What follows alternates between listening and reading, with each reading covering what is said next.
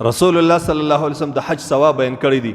من حج لله فلم يرفث ولم يفسق رجع كيوم ولدته امه. هغه مؤمن مسلمان چې حج ادا کی، په حج کې دوه شیان په حج شریف کې ذکر دي، په قرآن عظیم شان کې 3 ذکر دي. په حج کې حیا دي د جمعه او دواعي د جمعه دا خبرې نه وکړي، او دغه رقم فسق لکه شکنځل یا نور د فساقو د پجارو عمل دا نه کې تر سره.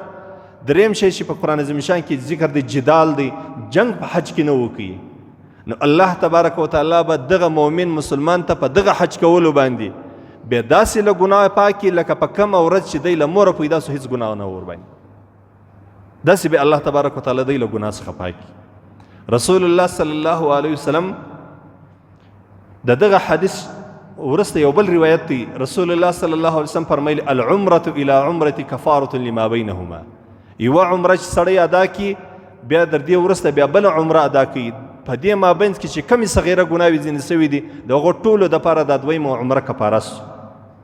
او بیا د الله رسول صلی الله علیه وسلم فرمایي والحج المبرور لیس له جزاء الا الجنه. د حج مبرور دپاره بدله او ثواب بېله جنت هم یو بل شی نسته. حج داسې عظیم عبادت دی. الله تبارک وتعالی دې موږ ته توفیق را نصیب کړي چې موږ او تاسې حج ادا کړو.